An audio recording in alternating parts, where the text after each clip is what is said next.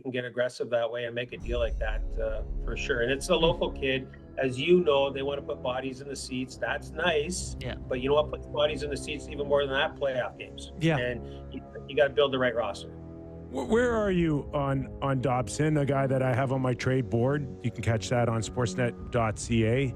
A guy that had 70 points 2 years ago, who had great upside.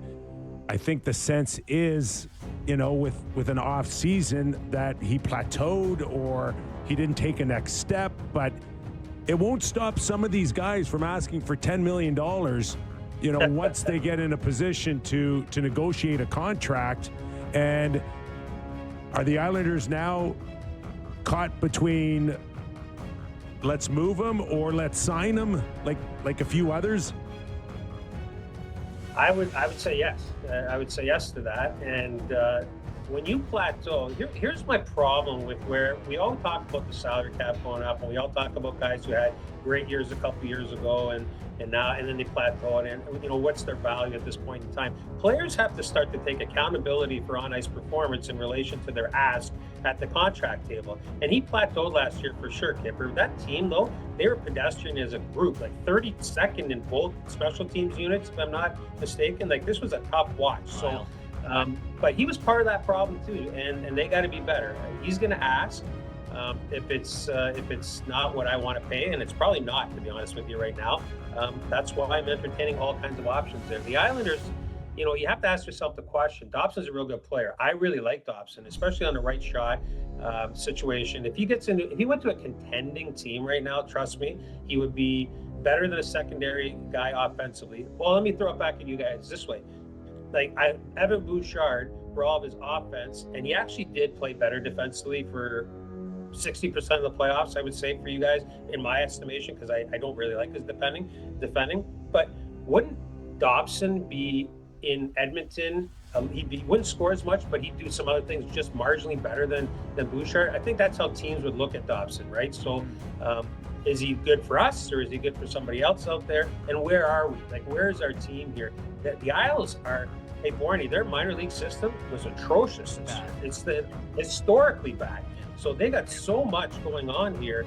It's, where are we in our window, I guess? And Matthew Darche, he's got his hands full there. It's been bad. They've been bad for a long time in the farm system, so they do have some work to do. Books, we've seen trades happening already. I wanted to get your thoughts on the trade that sent Zegras to Philadelphia.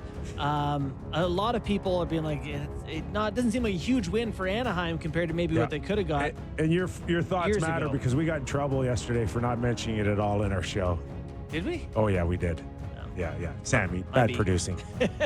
That's on me. That's on me, guys. Books, your thoughts, pal. I love it how he just throws it across the bow at you there, Sammy. Eh? It's unbelievable. That's all right. It's all good. It's almost a summer, buddy. Pin cushion. Zegras is polarizing. He's a lot of flash and dash and happy-go-lucky, but it doesn't work like that when you're trying to build a culture to win. Philly can take the chance. Here's two sides of it. Philly can take the chance because they are in that mode where they can roll the dice and hope. He's got 1 year left on his deal. You hope that it works out. He's at 5-5. That's a great example, Kipper, of a guy who came off a couple of good years, signed that deal with Anaheim at 5-5, and then it caved. Paling, he's a bottom feeder. He's a bottom six guy. It's amazing how much he's bounced around already as a player, but he's a big body. He scored, actually, on balance, whatever he had last year, 31 points, 12 goals, 19 assists, off the top of my head, something like that.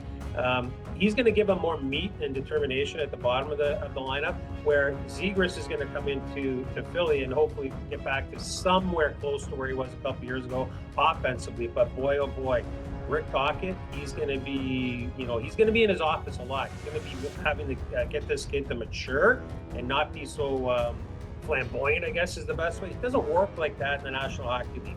You're on your hardest days. You can't just be happy-go-lucky. You got to have a B game. You have to have a grit game. And I'll give the kid a little bit of credit. He's only like a -8 last year and limited amount of playing time.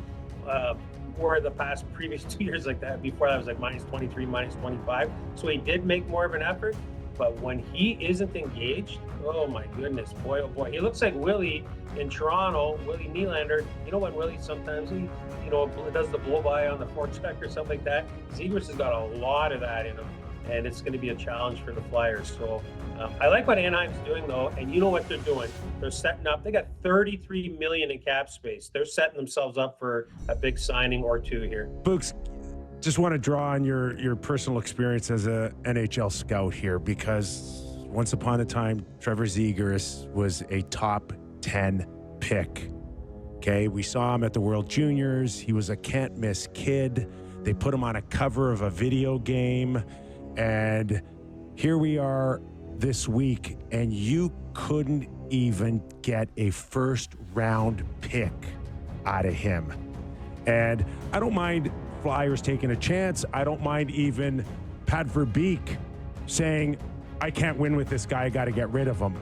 But did Verbeek just wait too long and watch this asset just keep circling the drain to the point where you couldn't even get a first-round pick back for him?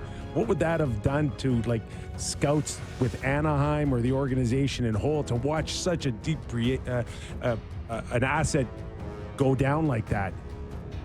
Yeah, no, it stinks. I got to be perfectly honest with you. There'll be a lot of questions asked, and the thing about it is when they went into the rebuild, they were going to be drafting the best available player no matter what. And then you're going to nurture that asset. You're going to develop them, et cetera, et cetera. Here's my take on it. You talk about video game covers. You talk about all the, riding around. And you remember there was he's riding like a mini go-kart thing in Anaheim in the underbelly of the rink. Just smiley, smiley, smiley. Here's the thing, boys. On your worst day, this is how I scouted. On your worst day, and this is where I had a problem with Zegras all along. When I go scout a player, if he's high end, I know what you can do high end, right? I know what you can do. But on your worst day, I'm talking about when you failed an exam, you're feeling, crappy, you got a little bit of the flu, whatever the case may be. When I can still see you perform at a high level on your worst days, now I know I got something. I think the Anaheim Ducks went through that process of seeing him on his worst days and just recognizing that when his worst days aren't even close to good enough to help us win games, period. And they did everything they possibly could. It stinks to send that out the door. It really does. The thing about it is they've had so much draft capital and they're so far under the cap for so many years now. They're going to be able to hide that, but it doesn't feel good behind the scenes. Marty Madden, their director of scouting, he does a fantastic job, has forever, but he's not feeling good about it for sure.